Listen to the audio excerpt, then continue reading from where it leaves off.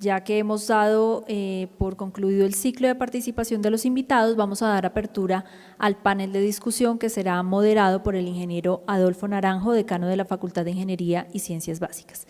Quiero invitar a los panelistas, a la doctora Gloria Alvarado, al doctor Carlos Hernández, al doctor Mario Díaz y al ingeniero Óscar Herrera para que por favor nos acompañen en la mesa que está en el escenario. Y en tanto terminamos de organizar las preguntas correspondientes a esta última intervención, quiero nuevamente recordarles cuál va a ser la distribución de los ejes temáticos que se van a trabajar durante la sesión de la tarde. El eje número 1, correspondiente a virtualidad, va a sesionar en el salón 217 del edificio del Pasaje Ley, no el que queda ubicado sobre la carrera séptima, sino la entrada es justamente por este costado de la calle 22 en el Pasaje, donde actualmente funciona la Facultad de Ciencias Administrativas, Económicas y Contables. Les decía entonces, virtualidad, el eje 1, sesionará en el salón 217, el eje 2, investigación, en el salón 204, el eje 3 de Humanidades y Ética en el salón 215, eje 4, regionalización e interacción social, salón 209, y el eje 5 de reforma académica funcionará en el salón 216. A este pertenecen todos los directores de departamento. En los demás, por supuesto, participarán las personas que han sido previamente delegadas por los departamentos para este propósito. Vamos entonces a darle la palabra al ingeniero Adolfo Naranjo, decano de la Facultad de Ingeniería y Ciencias Básicas, para que oficie como moderador de este panel de discusión. Bueno, tal como se anunció al comienzo de esta sesión, tenemos ahora un panel con preguntas que han sido planteadas por la audiencia y que dirigiré a nuestros panelistas.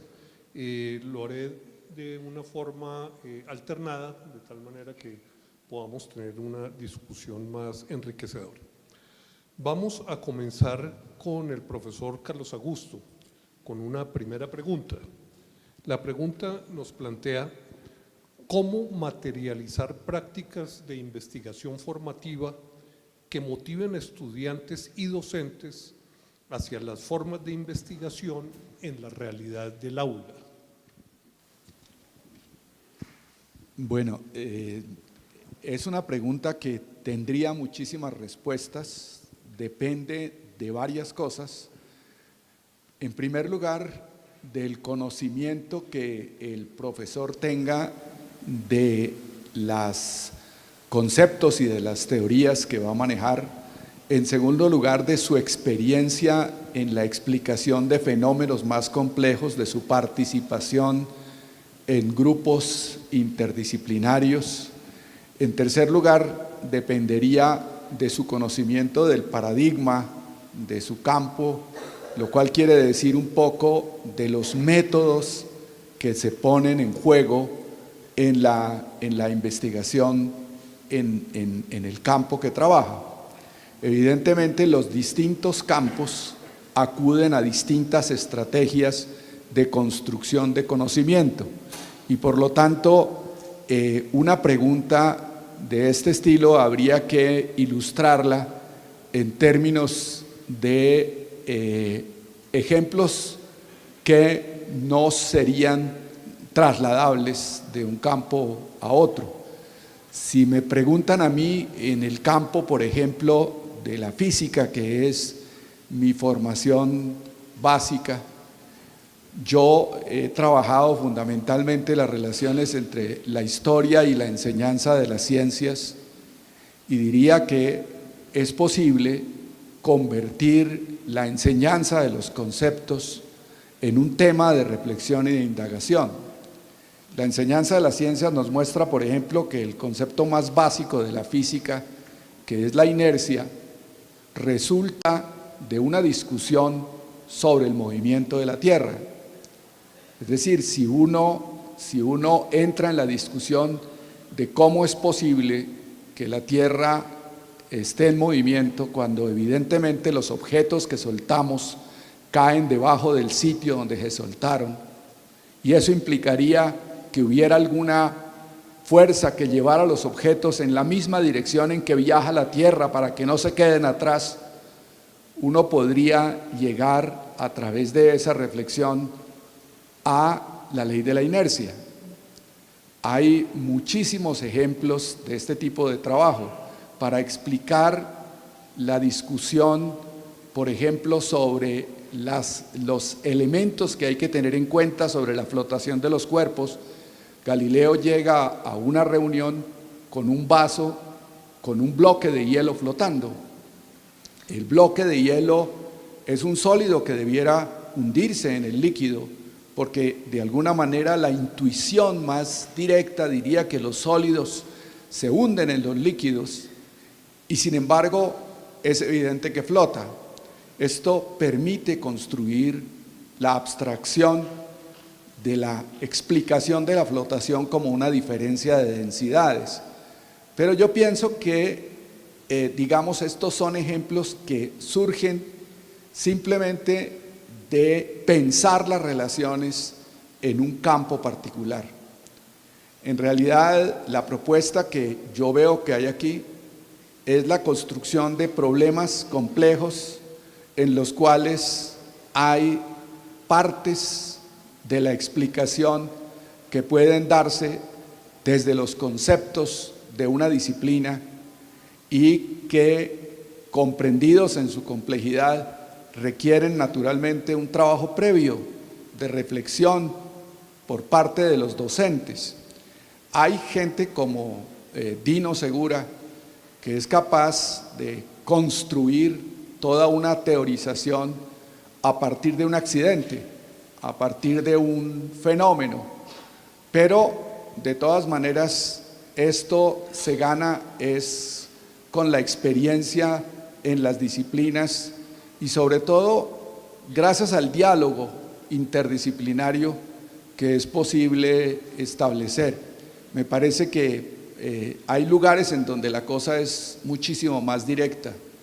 Se puede enseñar sobre democracia o se puede enseñar sobre argumentación a propósito de la coyuntura de las elecciones, y allí la cosa es evidentemente muchísimo más directa. En otros casos hay que establecer muchas mediaciones, pero la idea es en el trabajo interdisciplinario se aprende cómo los conceptos evidentemente juegan. Por eso pienso que un cambio de perspectiva va a implicar muchísimo trabajo y tendría que hacerse, me parece, al comienzo localmente. Pienso que habría que combinar estrategias pedagógicas porque no es siempre posible trabajar a partir de los problemas. Muchas gracias, profesor. Para la profesora Gloria, tenemos la pregunta: ¿cómo contribuyen los PRAU al fomento de la interacción social de los estudiantes, teniendo en cuenta las particularidades de las tres facultades y la necesidad de avanzar en lo interdisciplinario?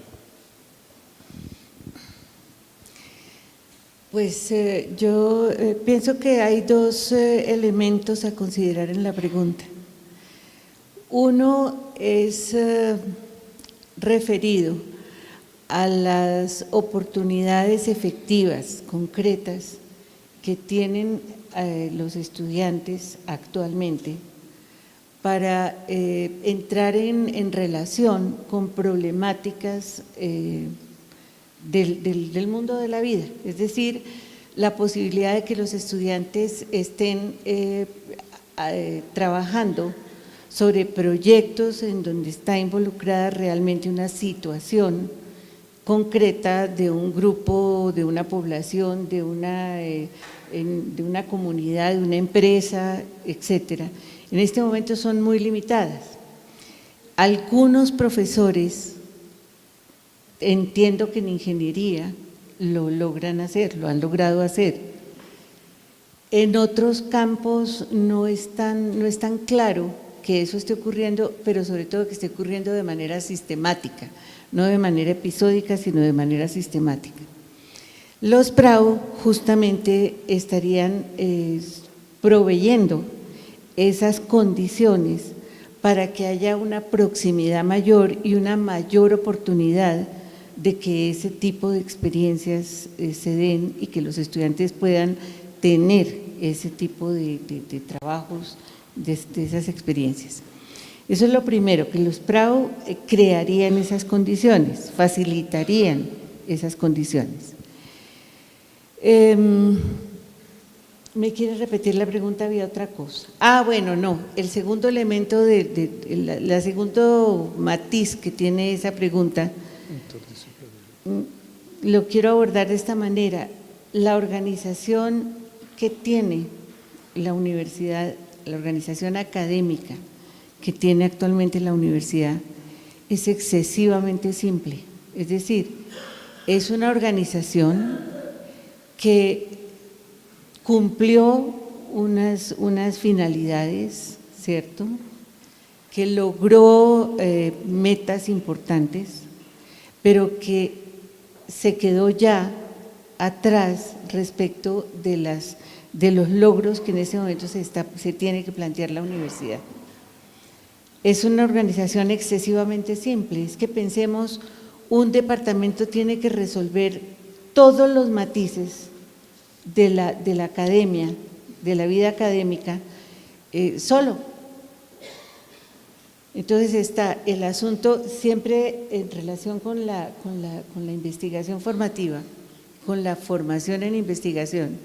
Se plantea el problema de los proyectos integrados, de las dificultades que hay para que los proyectos integrados se generen en la proporción esperada y con la profundidad deseada. Y siempre que se habla de eso, se dice es que falta formación de los profesores. Pero cuando se dice que falta formación de los profesores, en lo que se piensa es en cursos para los profesores. Y yo no creo que el asunto sea de cursos para los profesores. El asunto es de que exista una organización que esté prevista para ayudar a los profesores a dialogar entre sí en relación con las dificultades que tienen y a que haya realmente ocasión de generar experiencias pedagógicas en los profesores. Y eso necesita una organización. Se necesita organización en el sentido de que los estudiantes muchas veces tienen proyectos que son valiosos, pero esos proyectos se realizan y no generan una producción textual, porque para generar esa producción textual se necesita tener apoyos que son lo que permite una formación de los estudiantes en las prácticas escriturales académicas. Pero además de eso, se necesita una organización que aproxime a quienes estén apoyando a los estudiantes y dinamizando la producción escrita de estudiantes y de profesores, para que eso se traduzca en publicaciones.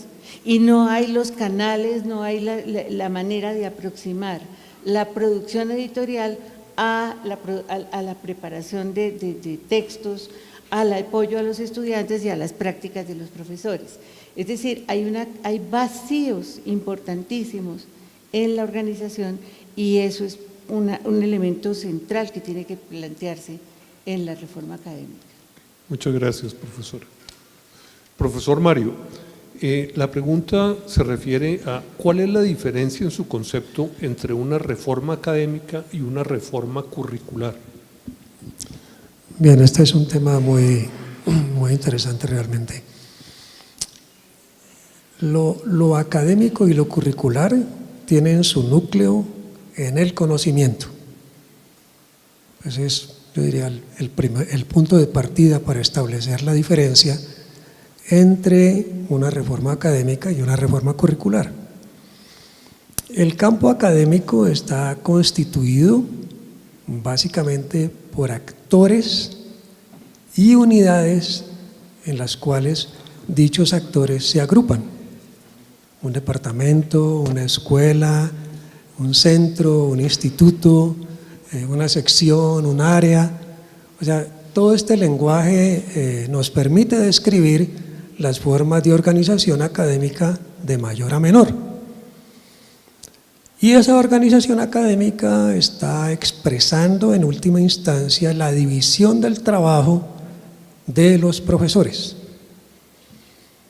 Por eso encontramos que en una universidad que tenga un cierto grado de complejidad, encontramos que los profesores, unos están en el departamento de física, otros están en el departamento de matemáticas, otros están en la escuela de ingeniería, otros están en un grupo de investigación, etcétera, etcétera. O sea, están distribuidos de conformidad con la división del trabajo que realiza esa unidad académica que aglutina un número de profesores.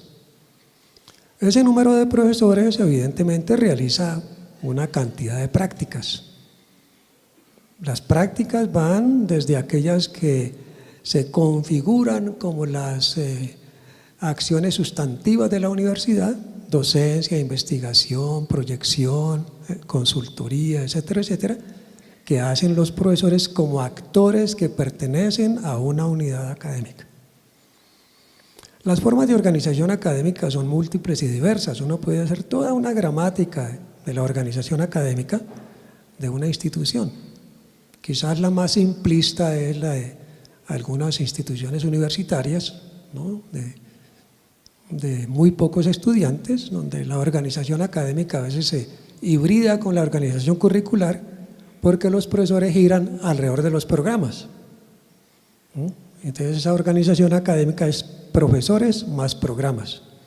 Pero ya en una institución mucho más compleja, la organización académica está implicando pues nuevo tipo de relaciones sociales o académicas que configuran, ¿no?, las diferentes unidades de la institución. Ahora bien, pensar la organización académica a la luz de una reforma académica significa pensar, bueno, en primer lugar, cuál es la división del trabajo que realizan esos profesores y segundo, cuál es su comportamiento en términos de las relaciones sociales que se dan entre una y otra unidad académica. Algunas, por ejemplo, tienen una forma de relación caníbal, ¿no? Una institución, una unidad se quiere comer a otra y viceversa, ¿no? ¿Ya? Hay tensiones entre las unidades académicas. Unas unidades académicas quieren tener más jerarquía que otras porque supuestamente el conocimiento es más importante, porque lo que hacen es más importante, porque realizan más investigación, porque recogen más dinero haciendo proyección social o consultoría, ¿no? Y hay algunas que están dedicadas exclusivamente a la docencia, ¿no? Y eso genera jerarquías entre las unidades académicas. Entonces yo diría que frente a una reforma académica, lo primero es que hay que hacer lecturas muy precisas frente a la naturaleza misma de la unidad académica en términos de la división del trabajo de esa unidad, en segundo lugar de los prospectos, digamos, que tiene en mente, y en tercer lugar de las relaciones que esa unidad tiene con otra unidad académica o con las demás unidades académicas de la universidad.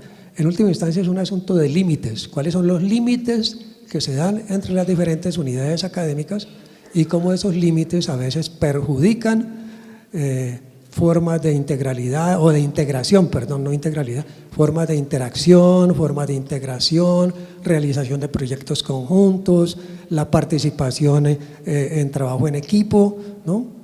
A veces el distanciamiento y los límites rígidos entre las diferentes unidades académicas conlleva que en la primera semana los grupos de investigación estallen o un proyecto estalle porque no hay convivencia, ¿no?, entre los actores que viven en las diferentes unidades académicas. Entonces, pensar la interdisciplinaridad en términos de la organización académica no es fácil. O sea, el trabajo interdisciplinario es un enunciado. En la práctica, el trabajo interdisciplinario tiene que estar mediado por la forma como se representan y se imaginan los actores en la universidad, ¿no?, los límites entre una unidad académica y otra. Creo que eso hay que pensarlo. Ahora bien, de cara al conocimiento de lo curricular, pues podríamos decir que la expresión más concreta de lo curricular es lo que uno ve en las oficinas de la administración de un programa. La malla curricular es la última expresión del campo curricular. Una malla curricular que también expresa la división del trabajo académico, ¿no? Vemos a veces mallas segmentadas, jerarquizadas, ¿no? Donde encontramos unas asignaturas que tienen más tiempo que otras. Eso expresa, digamos, la división rígida del trabajo del conocimiento, ¿no? Esa relación de las asignaturas que también tienen límites rígidos unas con otras, expresa la división del trabajo de los profesores, expresa las celopatías. Por ejemplo, es muy común que cuando los límites son rígidos entre las asignaturas, el profesor claramente le dice al otro profesor: no se meta en mi asignatura, porque eso genera, en términos curriculares y en términos académicos, el sentido de propiedad privada de la asignatura. Por eso es muy común en la universidad decir mi asignatura, su asignatura, tu asignatura, la asignatura de ellos frente a mis asignaturas. Entonces, creo que pensar una reforma, digamos, curricular, como decía ahora, pasa también por pensar los otros campos, ¿no? Las relaciones que se dan entre lo académico y cómo, por ejemplo, introducir nuevos límites más flexibles, límites más flexibles en lo académico y límites más flexibles en lo curricular. Cuando decimos límites más flexibles en lo curricular, no estamos expresando mayor número de electivas, no estamos expresando mayor número de créditos libres para los estudiantes, no, estamos expresando la posibilidad de que los diferentes áreas de conocimiento o en última instancia las diferentes asignaturas puedan dialogar entre ellas alrededor de unidades mayores, como por ejemplo un proyecto, un problema, un caso, una situación que por lo menos permita que profesores que no se conocen en la institución tengan por primera vez la posibilidad de dialogar alrededor de algo que puede conducir a un trabajo mucho más integrado curricularmente y mucho más interdisciplinario investigativamente. Gracias, profesor Mario. Profesor Óscar, el profesor Mario se refirió a la formación integral. ¿Cómo se puede aterrizar esta formación en nuestra reforma académica? Bien, digamos que ahí hay varios asuntos que particularmente el PEI en la central propone, y hablamos de una formación integral, además articulada con las funciones de docencia, investigación e interacción social. Parte de las apuestas que sobre ese sentido, de las discusiones que sobre ese sentido hemos tenido, tienen que ver con la posibilidad de que el estudiante logre efectivamente entender el mundo que lo rodea sin necesidad de estar pensando en los espacios académicos de forma aislada. Es decir, cuando hablamos de las posibilidades que tienen o tendrían los proyectos integrados, estamos aproximándonos a eso, es decir, a unos lugares a través de los cuales el estudiante está, por un lado, entendiendo su contexto, de otra parte está, a través de ese entender el contexto, está formándose en algunos elementos que, si bien teóricamente puede estar discutiendo en otros espacios académicos, le permite traerlos a ese lugar común que puede ser un problema o un proyecto, como lo que el proyecto integrado digamos que pretende, pero por otro lado le ayuda a encontrar herramientas para pensar ese problema, de alguna forma empieza a avanzar formándose en investigación. De otra manera, o desde otro punto de vista más bien, pensar la formación integral aquí tiene que ver con descentrarnos de los campos temáticos que nuestras carreras proponen y ubicar tanto al profesor como a los estudiantes en un lugar donde sea posible observar el proceso de alguna manera, tomar distancia de él y acercarse de manera crítica a los elementos que pueden estar debajo de esa articulación. se me ocurre que los proyectos integrados y los proyectos de intervención son esos espacios posibles donde buscamos esa articulación entre las funciones misionales, y cuando hablo de formación involucro también allá a los profesores, y por otro lado la posibilidad de salirse por un rato de esos espacios mucho más formales, mucho más estructurados previamente, y darle la posibilidad de aprovecharlos o usarlos en pro de esa cosa nueva que se está observando, que puede ser bien un problema o un proyecto como se pretende hacer ahí. Es un poco la manera en que creo podemos aproximarnos a esa discusión que el profesor Mario plantea frente a la formación integral. Ok, muchas gracias. Queremos comentarle al auditorio, a nuestros panelistas, que estas preguntas las hemos sintetizado para efecto de poder aprovechar mejor el tiempo en esta sesión. Profesor Carlos Augusto, ¿cómo se logra articular la flexibilización y la profundización de los campos disciplinarios en las prácticas de investigación formativa?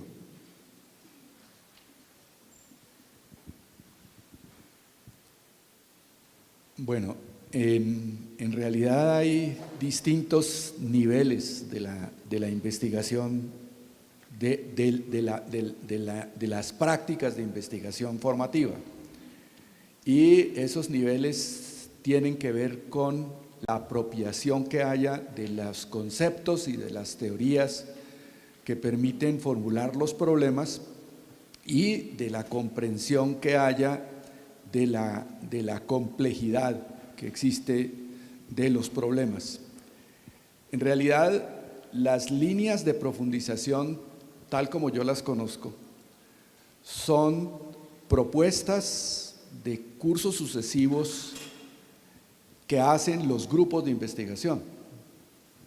En la medida en que un grupo de investigación ha consolidado un campo de problemas, es capaz de reconocer cuáles son las herramientas que se requieren para trabajar en ese campo de problemas, y entonces ofrece cursos que pueden dar o bien las herramientas básicas para el trabajo en el campo, o bien formas, procedimientos específicos para resolver problemas en ese campo. Es decir, en realidad, de alguna manera, son los espacios en los cuales los estudiantes acceden al lenguaje de la investigación. En la medida en la cual existan grupos interdisciplinarios de investigación, es posible ofrecer líneas de profundización más complejas, en donde profesores y estudiantes avancen en la formulación y en la discusión de problemáticas interdisciplinarias.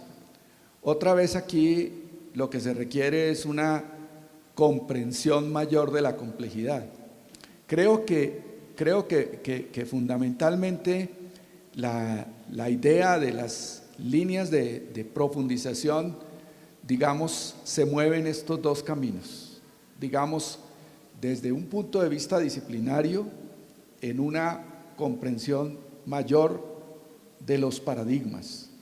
Desde el punto de vista interdisciplinario, en una comprensión mayor de la complejidad. Y esto está asociado también, para poder formular problemas significativos, a la experiencia práctica de los docentes. Los ejemplos que le ofrecen a uno de interdisciplinariedad, por ejemplo, que un puente es un problema de ingeniería, pero es un problema de economía, pero es un problema de transformación de los mercados, pero es un problema, por tanto, de transformación de las culturas, y que, por tanto, pensar en la construcción de un puente implica realmente, si lo asumimos con responsabilidad, percibir la complejidad del problema. Eso está asociado fundamentalmente a que los profesores puedan dialogar entre sí y reconocer esos distintos matices Pienso entonces que hay distintas maneras de proponer los proyectos y que esas distintas maneras dependen de la experiencia y del diálogo que se haya establecido entre los profesores. Muchas gracias, profesor. Si alguno de nuestros panelistas quiere aportar una idea adicional, o continuamos por ahora.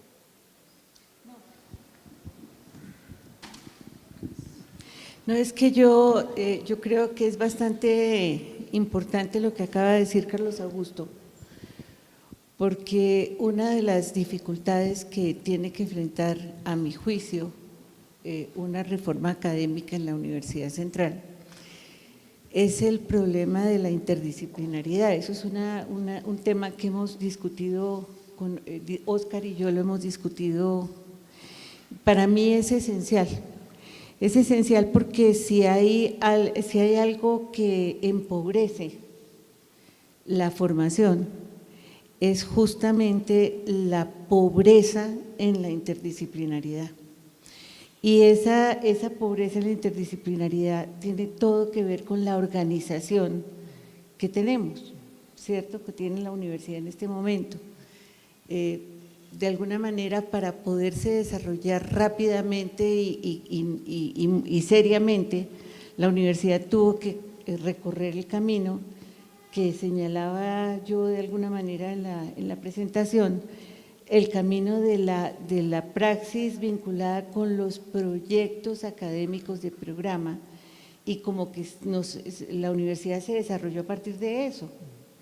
Pero eso también tiene una cara negativa y la vemos en el cierre frente a la interdisciplinariedad, como que las cosas están dadas, la estructura, la organización está dada de tal manera que es posible que una profesión, ni siquiera estoy hablando de disciplinas, profesiones, que una profesión se cierre sobre sí misma y se niegue a cualquier forma de interlocución con cualquiera otra o con cualquier campo disciplinar. Los esfuerzos, por ejemplo, en términos de flexibilidad para introducir electivas han sido terriblemente difíciles, porque cuando se trata de introducir las electivas, rápidamente las convierten en electivas disciplinares, electivas del campo. Es decir, al estudiante hay que darle más de lo mismo, más de lo nuestro, porque siempre falta enseñarle algo. Siempre hay un pedacito que no le hemos contado y hay que contárselo. Entonces, cada electiva es una lucha terrible para que sea una apertura y no un cierre mayor. Muchas gracias. Profesor Mario. Perdón, profesor Mario, y le agregaría, porque va en la misma dirección, la pregunta es si es posible pensar la reforma académica sin la reforma administrativa, que creo que de alguna manera conecta con el tema que estamos hablando. Por favor. Bueno, de manera muy breve con respecto a la interdisciplinariedad. Yo creo que habría necesidad también en este caso de pensar la lógica interna de la interdisciplinariedad, que llamaríamos intrínseca, por ejemplo en el campo de las ciencias naturales, ¿no?, que implica que la física requiere de la matemática, la biología requiere de la química, casi que son relaciones obligadas entre unas y otras disciplinas, a diferencia de lo que ocurre en las ciencias sociales y humanas, donde no hay una relación intrínseca entre la sociología, ¿no?, y la economía, ¿no?, porque los discursos son muy horizontales, a diferencia, digamos, de la jerarquía de los discursos de las ciencias naturales. De hecho, es muy importante hablar de interdisciplinariedad en la universidad y proponerse efectivamente generar problemas o proyectos que impliquen por lo menos un diálogo obligado entre los profesores que nunca se encuentran, ¿no? Habría necesidad de generar, como han dicho los colegas, ¿no? Formas que curricularmente casi que estén determinando la participación obligada, si se quiere, o entre comillas, de los profesores en el trabajo integrado alrededor de un problema de 2, 3 o 4 asignaturas. O sea, todos sabemos que un proyecto tiene que ser esclarecido a partir de diferentes fuentes, y si la fuente en este caso curricularmente son las asignaturas, pues creo que ese elemento supraasignaturista que es el problema o el proyecto puede conducir a generar algunos nexos que favorezcan el diálogo entre los profesores y el trabajo participativo o colaborativo entre los estudiantes. En relación con la segunda… La pregunta es posible pensar la reforma académica sin la reforma administrativa? Bueno, uno la puede pensar en abstracto, ¿no? ¿Ya? Sin embargo, pues se requiere casi que obligatoriamente considerar cuál es el principio que obliga en una institución entre lo académico y lo administrativo.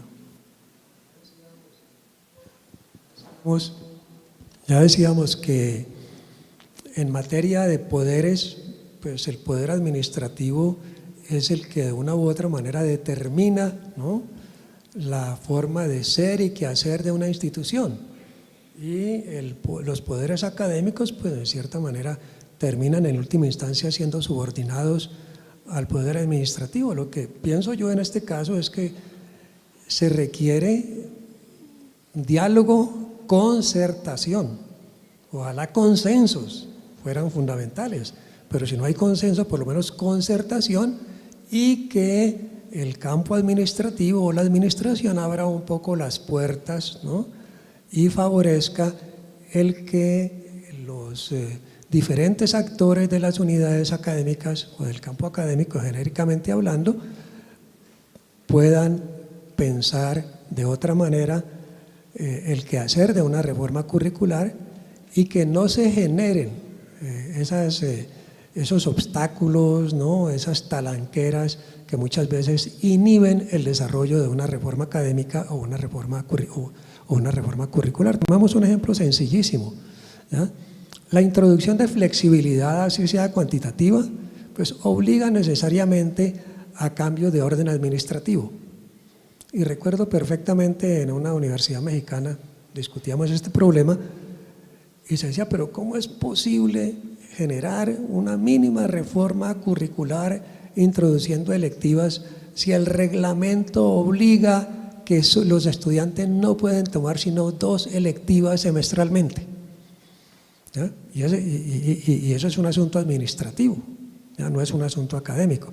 Entonces creo que hay necesidad de horizontalizar un poco las relaciones entre el campo académico y el campo administrativo, y el campo administrativo como desvestirse un poco de esos poderes omnímodos que a veces tiene para determinar los cambios y generar, ¿no?, la realización de lo que efectivamente plantea lo administrativo siempre en su retórica, y es que lo administrativo está al servicio de lo académico. O sea, que sea esta una gran oportunidad para que efectivamente lo administrativo esté al servicio de lo académico y no que termine siendo lo administrativo quien determina, o el campo administrativo el que determina las transformaciones académicas en la universidad.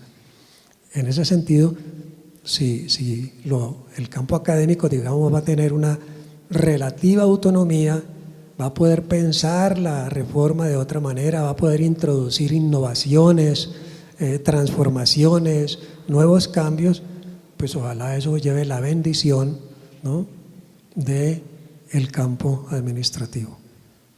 Muchas gracias, profesor Mario. Profesor Carlos Augusto, ¿qué implicaciones prácticas tiene en la formación universitaria la diferencia entre lo disciplinar y lo profesional en el marco del concepto de una universidad de docencia con investigación? Bueno, yo traté de demostrar que en realidad la diferencia que se había establecido entre profesiones y disciplinas es una diferencia que cada vez es más problemática. En realidad hay transformaciones que son bien interesantes. El profesor Gabriel Misas contaba en alguna ocasión que en la economía, la dinámica de la economía depende de la construcción de modelos, y la construcción de modelos depende del dominio de las matemáticas y de lenguajes abstractos, de las matemáticas aplicadas, por decirlo de alguna manera. Y en ese sentido, digamos, se trata de una profesión cuyo núcleo disciplinario está transformando todo el tiempo a la profesión y cuyo núcleo disciplinario es absolutamente necesario para poder pensar en el desarrollo de la profesión y resolver los problemas de la profesión. En cambio, en el campo de la psicología, por ejemplo, ocurre que cada vez más tempranamente se diferencian las aplicaciones de la psicología, cada vez más tempranamente se piensa en la conexión de la disciplina, que ya es más profesión que disciplina, con los campos posibles del trabajo, y entonces lo que uno va encontrando es que no puede uno asegurar que algo sea una disciplina o una profesión. Cada vez hay más parecidos entre ambas cosas, y además ambas, la disciplina y la profesión, dependen cada vez más y requieren cada vez más de la investigación. Entonces, en ese sentido, yo diría que es realmente complicado. Hay costumbres asociadas o creencias asociadas a uno y otro campo, como que en el campo de las disciplinas el proyecto es la construcción del conocimiento, y en el campo de las profesiones el proyecto es la aplicación del conocimiento. Pero en la práctica misma estos dos proyectos terminan fundidos y resulta muy complicado establecer esas diferencias. Quería hacer una pequeñísima mención antes de entregar el micrófono a la discusión que teníamos antes, en un sentido nada más.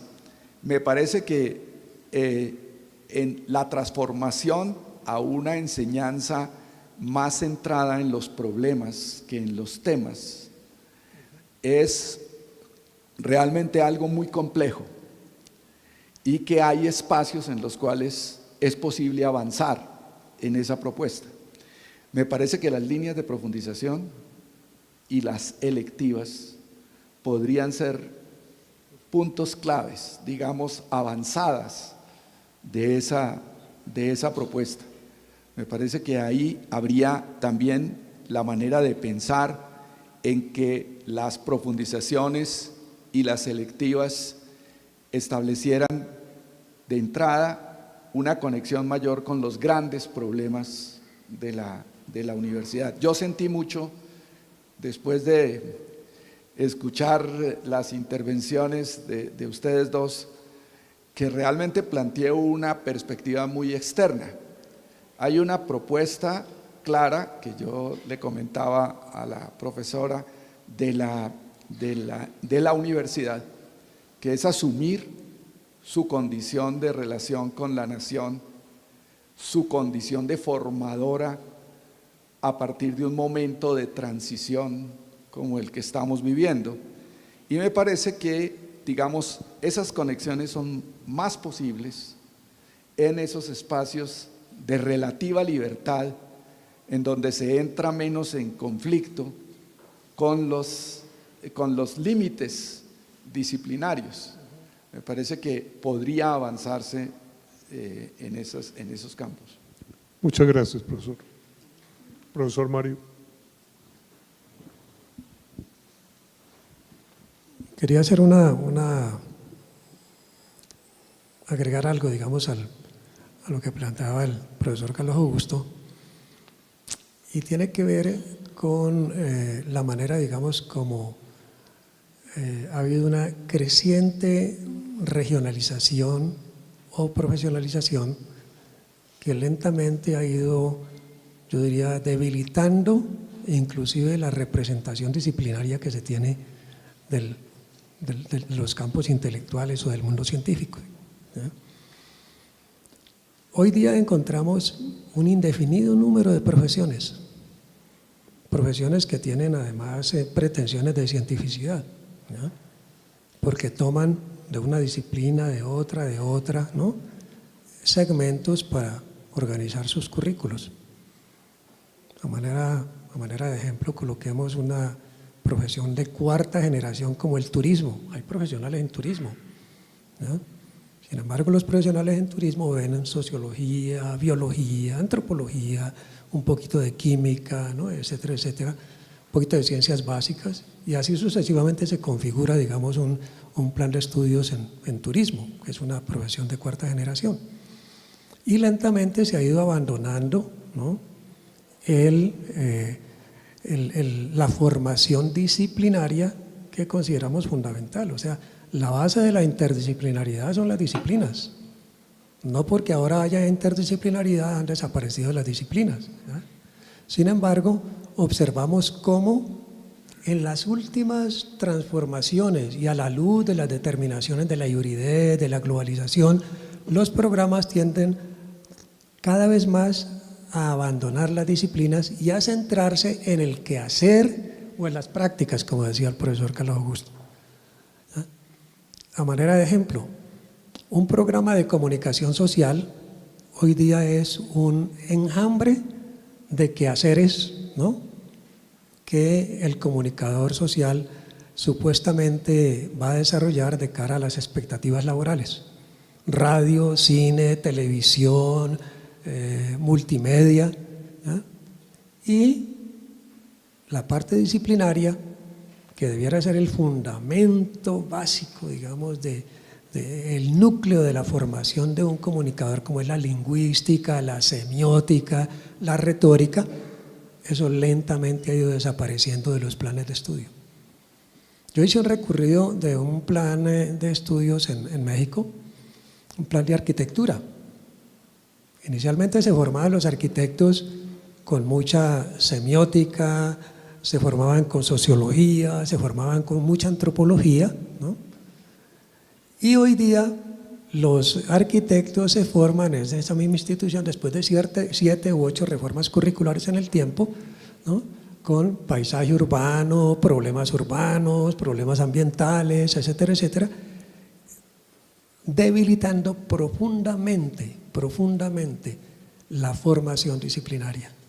Entonces yo creo que si bien es cierto, es necesario introducir una formación interdisciplinaria que permita que dialoguen los conocimientos de las diferentes disciplinas alrededor de problemas prospectivos que va a enfrentar ese profesional, también es cierto que hay necesidad de pensar que no podemos abandonar de tajo la formación disciplinaria, que es la base de cualquier sujeto epistémico, digamos. Si un profesional es un sujeto epistémico, tiene que pensar desde un campo de conocimiento y no desde un calidoscopio de problemas.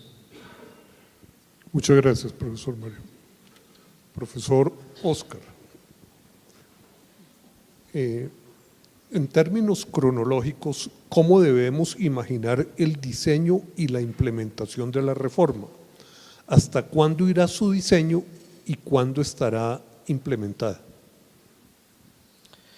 Bien, pues el planteamiento es que el trabajo sobre pensar los asuntos que se han estado discutiendo en el tiempo está planteado hasta mitad del próximo año como escenarios de discusión, de trabajo articulado, con una participación amplia de todos los actores.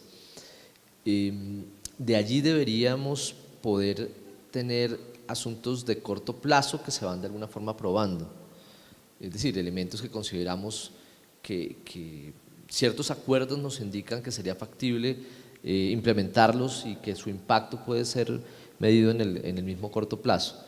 Pero realmente lo que pueda surgir de allí tiene que dialogar con los asuntos de mediano y largo plazo, que en la práctica lo que tenga que ver o los asuntos que tengan que ver particularmente con temas curriculares, pues se llevarán lo que significa incorporar eso en un plan de estudios y de ahí hacia adelante probar cuáles son los resultados. Es decir, la implementación puede llevarse perfectamente un ciclo académico completo de un programa de pregrado, es decir, podemos estar hablando de cosas que estén siendo implementadas y probadas más allá de 5 o 6 años.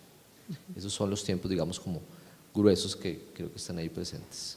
Muchas gracias. Profesora Gloria, el comentario y la pregunta es el siguiente: no se puede terminar de entender los PRAUs sin la explicitación clara de su ejecución. En este sentido, exigen unas estructuras y procesos burocráticos que los accionen. En la organización actual de la universidad, ¿quién y cómo los ejecutaría? So pena de no sobrepasar el escenario de las ideas. No, yo no, es decir, y aprovecho la pregunta para hacer una aclaración al comentario anterior de Carlos Augusto.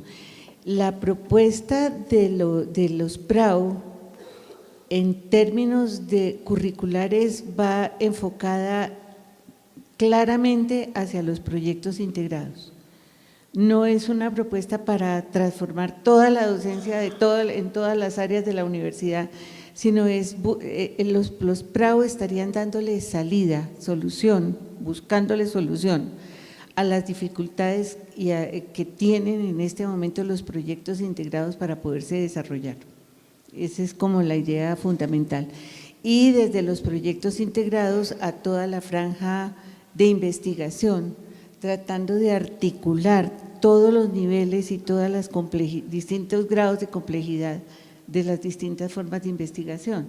Es decir, que finalmente podamos encontrar que un proyecto de investigación de un profesor que comienza a vislumbrar, él comienza a vislumbrarlo en el contexto de un trabajo de proyecto integrado con estudiantes, él lo pueda escalar, trabajar para formularlo como un proyecto de investigación propiamente dicha y trasladarlo y vincular a un grupo de investigación a ese proyecto.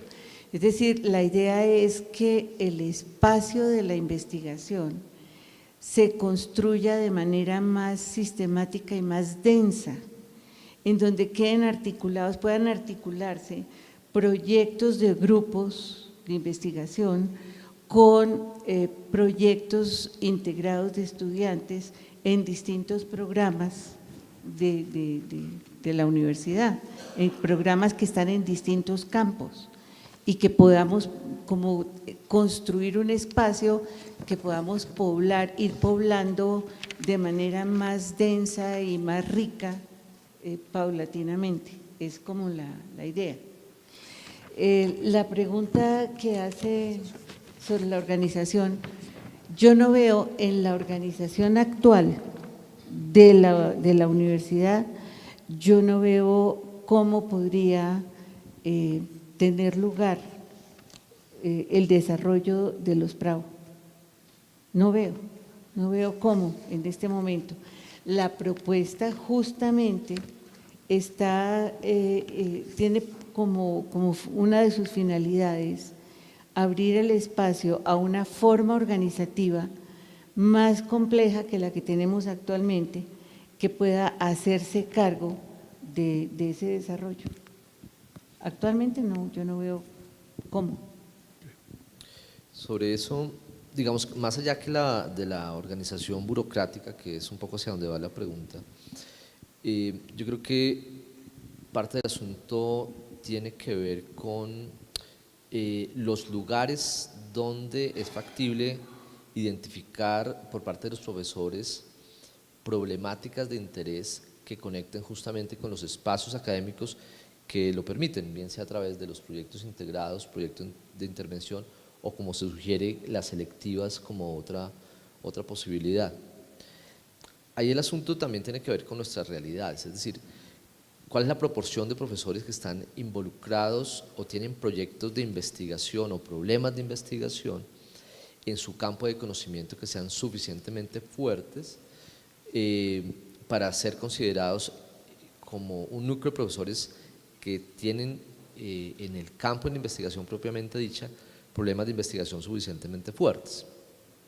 Y ahí nos toca reconocer también algo, el asunto de pensar en que hemos sido fundamentalmente una universidad de docencia.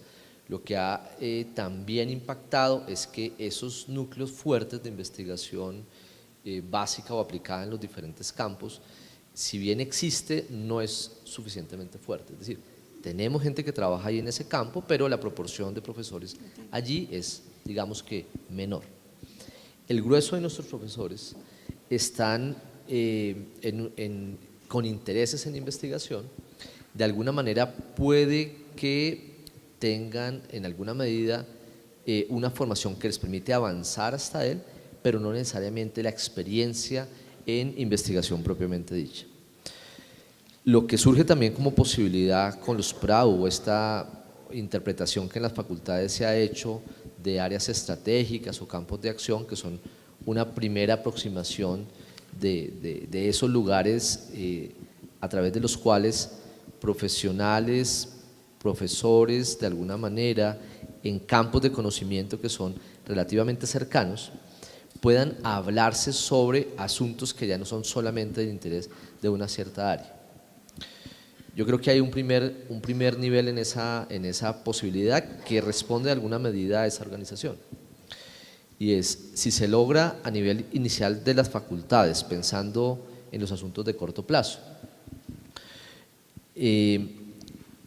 grupos de profesores estudiando esas problemáticas que son de interés común, que además tienen conexión con los PRAU, tendríamos efectivamente unos grupos que no necesariamente son grupos de investigación desde la perspectiva de grupos de investigación que llevan proyectos de investigación propiamente dicha. Pueden ser grupos de estudio, pueden ser grupos de trabajo alrededor de un cierto asunto que está ahí en esos campos que ha definido las facultades que son de su interés. Allí hay un primer nivel de organización. ¿Qué surge en esa dinámica? Surgen, adicionalmente a los intereses comunes sobre esos campos, surgen proyectos que pueden ser proyectos inicialmente del orden de investigación formativa, donde a través de la exploración de un nuevo campo o de un campo que parece ser interesante, se articula con los procesos de trabajo con los estudiantes, a través de los proyectos integrados, de los proyectos de intervención, trabajos de grado, electivas de profundización. En la medida que eso logra avanzar y que ya no sea un solo profesor observando esa problemática, sino que esos profesores de ese grupo de estudio logran encontrar elementos comunes o intereses comunes, pero con diferentes aristas de ese mismo problema, pienso que estamos teniendo un primer nivel de organización a nivel de las facultades. Y si eso se replica de alguna manera a nivel institucional y los lugares de conversación sobre los problemas como los planteados en los PRAU son suficientemente interesantes, yo creo que a la larga lo que se tendrá son grupos de profesores de alguna manera autoorganizados, en el sentido en que los llama no un llamado burocrático, es decir, que una unidad determinada, bien sea extensión, porque pareciera ser como la unidad que con mayor facilidad tiene acceso a ese diálogo con el mundo externo, sino que a través de ese diálogo común se gestan esas posibilidades de avanzar sobre los problemas que están ahí presentes. ¿Cuál es el punto débil en la cadena? El punto débil es realmente estar en el lugar donde están los problemas que podrían ayudarnos a gestar este tipo de proyectos colectivos de alguna manera. ¿Por qué? Porque no son cualquier tipo de organizaciones. Las apuestas que están allí no son simplemente de hacer una pasantía en una empresa cualquiera.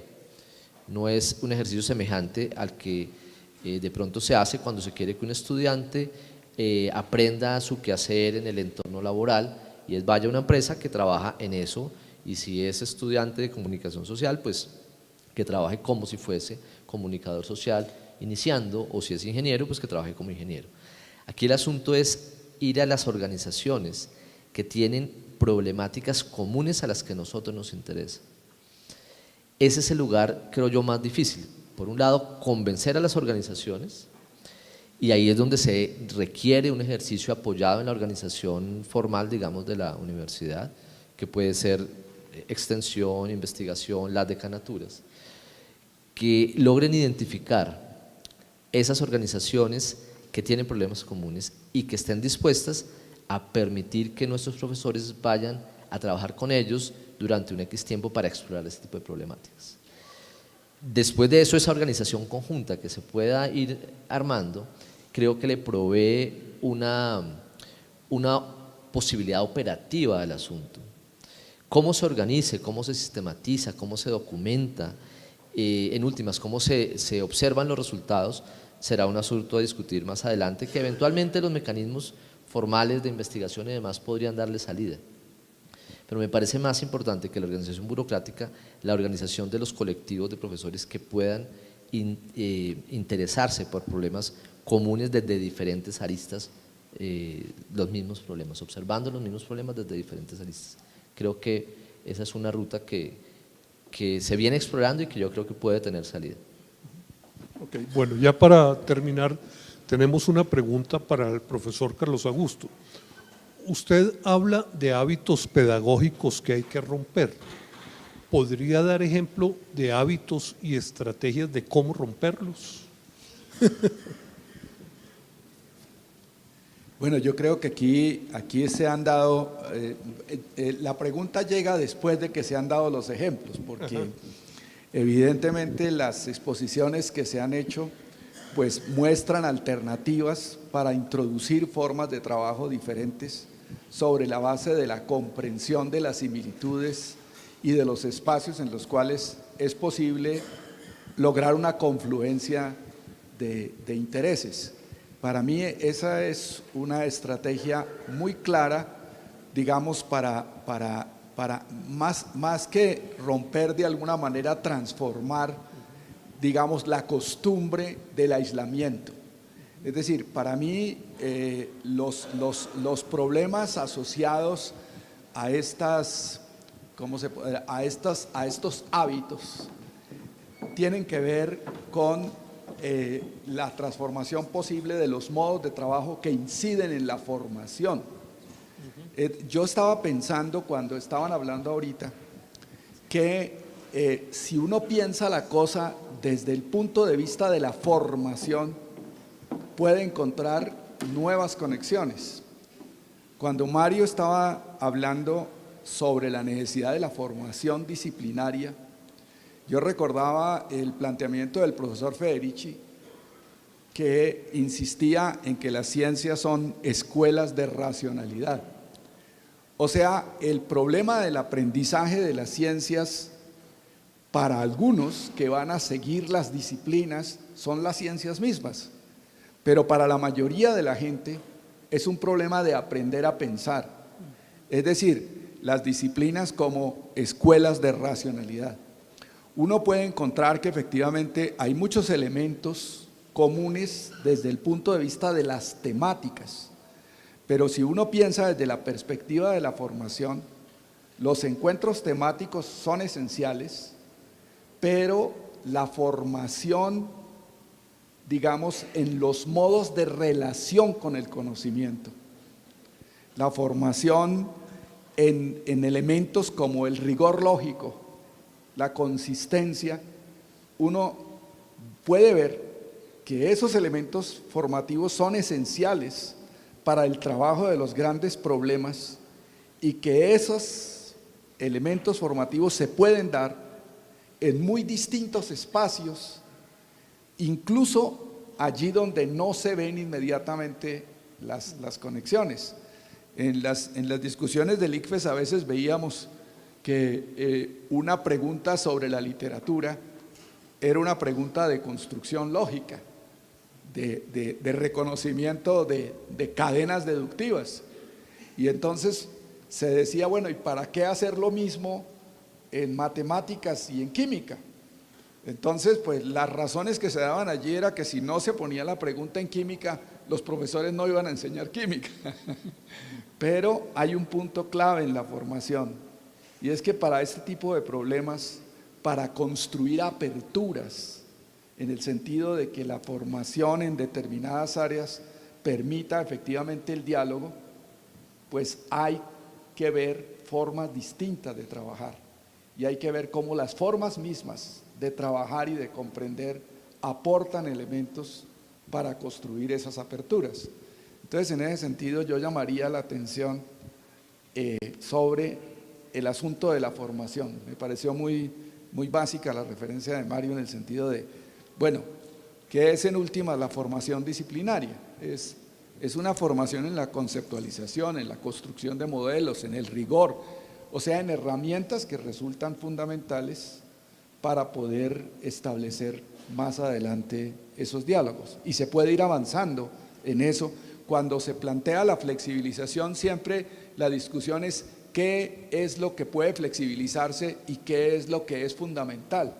La discusión sobre lo fundamental es una discusión donde aparece tanto lo disciplinario, claro está, como lo formativo.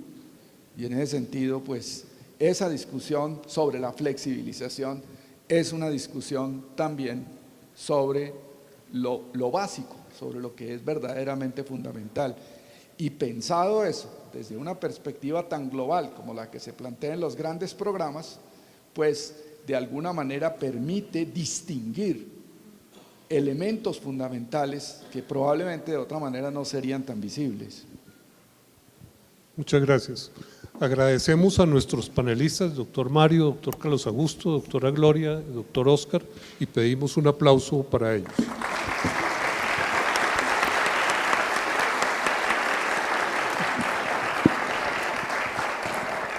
Muchas gracias a nuestro moderador también, al ingeniero Adolfo Naranjo, decano de la Facultad de Ingeniería y Ciencias Básicas, por supuesto a nuestros panelistas y a quienes nos acompañaron durante la mañana de hoy en el auditorio.